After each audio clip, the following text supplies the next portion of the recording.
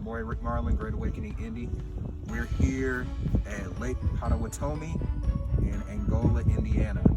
So we're looking out on the beautiful landscape of northern Indiana, getting ready for Passover 2021. It's an event you don't want to miss. So right behind me is Lake James, obviously frozen over, but that's going to be unthawed hopefully by Passover time in March. Behind us, you're going to see the Potawatomi Inn. Very, very beautiful.